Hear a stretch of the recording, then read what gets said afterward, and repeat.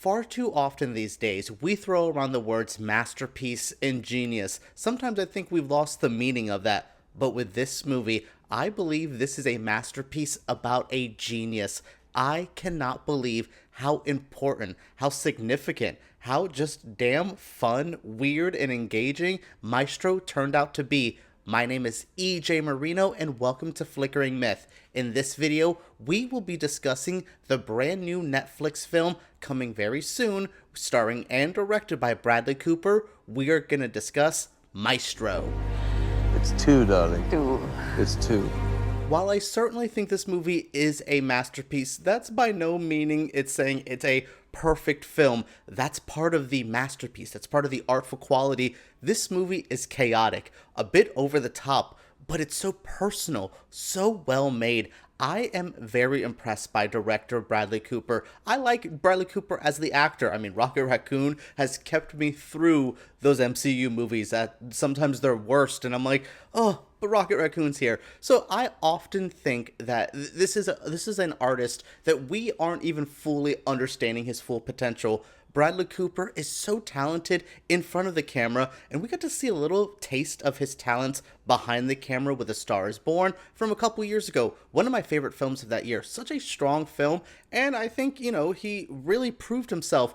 But my goodness, he said, oh, I proved myself? Now I'm going to show you how crazy, how thought-provoking, how much I can push the boundaries of what we call a biopic, what we call a look at an artist. We're going to change a lot of that up. Because what he did with Maestro, what he did looking at Leonard Bernstein's life, his career, his marriage in particular, there's a lot here that just feels so different. I walked into this a bit hesitant. I have seen so many biopics about, big celebrities, these legendary artists, and they kind of become redundant. You're like, oh, cool, and this is the up and the down, the crescendo, you follow the same story, you know how it's going to end usually, but this movie changed up a lot of it. It focuses on a very specific issue within Leonard Bernstein's life, and it's his rocky-ass marriage with Felicia Montague, and what he did during that marriage, what he didn't do during that marriage, and how it affected his career, how it affected his personal life, his relationship with his children. There's a lot to this film that feels so heavy, so personal, and you can tell that personal touch. I actually had the very honor and the privilege of talking to Leonard Bernstein's children about this film, and they just spoke so highly of how competent Bradley Cooper was, how much he was in love with telling the story and not pulling any punches. This movie does not make Leonard Bernstein look like a saint. They are not trying to, give him the sainthood. They're trying to make him feel like a real, fleshed out human being, and that made me appreciate him more. That, to me, brings you up to sainthood. If I can see your flaws and all, that's how I know you're a strong person. Not just a great artist, but a good human, and that's what this movie ended up showing me. With Bradley Cooper at the helm of this film, we follow Cooper as Leonard Bernstein and his wife, played by Carey Mulligan, playing Felicia Montenegro. I believe I pronounced her name wrong in the last section, so sorry about that. So yeah, we're dealing with their marriage. We're following them as they meet in a very interesting situation, as they evolve as a couple and in their marriage, and we also look at Leonard's extracurricular activities in his marriage. Boy, he was a saucy human being. Nowadays, we would call him a polyamorous king because he truly wanted to have a lot more fun in his marriage. Miss Felicia said, I don't know. I don't know if I'm supposed to accept this. You're so famous and what that means, and I'm trying to protect you and our family. There's a lot of conversations being had here. I did not know this was going to be a scathing bisexual marital drama, but I was enthralled by the marriage aspect of it to the point where we see a massive conducting scene. We're almost edged the whole time for conducting, oh, here's a little bit of it, here's a little bit of it. There's this cathedral scene that just lets out so much emotion for us as the audience and for the characters as well. My goodness, it's just wild that I thought this movie was going to be purely watching Bradley Cooper kind of pretend to be a conductor. But one, he did not pretend. He really invested himself as an actor and as a director to make these conducting scenes as real as possible. But we also followed the marriage aspect. I think that's such a good angle because I like the career. I think, you know Leonard Bernstein's music. If you've seen West Side Story, if you know anything about classical, if you've ever been to New York, you know his influence, you know his power. So to focus on something that was so challenging, it just made the film that much more stronger. But I spoke a lot about Bradley Cooper. Carey Mulligan. A revelation.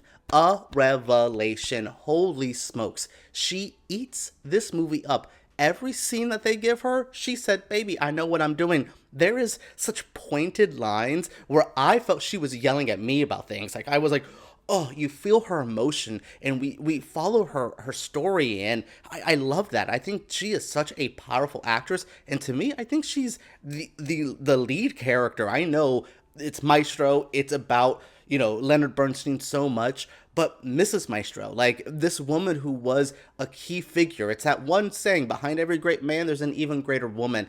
And she was that woman, and what she had to do in her life, her own journey, it was so powerful, and they spent so much time and so much delicate care with her character. It's refreshing. It's something I haven't seen in a biopic like this. It blew my mind. I got like 2 for the price of 1, which did not expect a lot of this movie. The crazy bisexual nature, the scathing marital drama, and then seeing both stories told. This is so jam-packed with so much goodies. With a movie jam-packed with solid acting, a great script, editing, oh my goodness, this movie, it's a bit chaotic. It's a bit all over the place with the edit. That would be probably one of the only critiques I have of it, but that adds to kind of this overwhelming quality.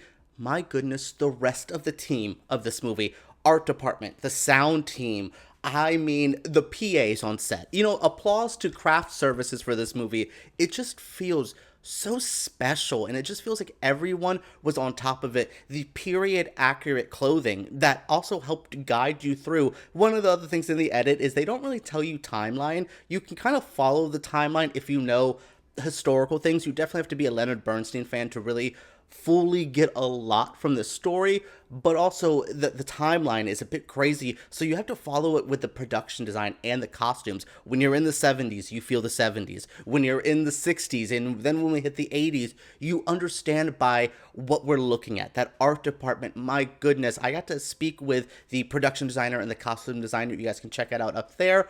I was just so in awe of their work. And then the sound team having to, if you've seen A Star is Born, they made it feel like you were in a concert. This makes you feel like you're watching classical productions. It's just such a throwback. It feels like you're there, and it takes you to a different time period. It also just makes you feel so present and in that moment.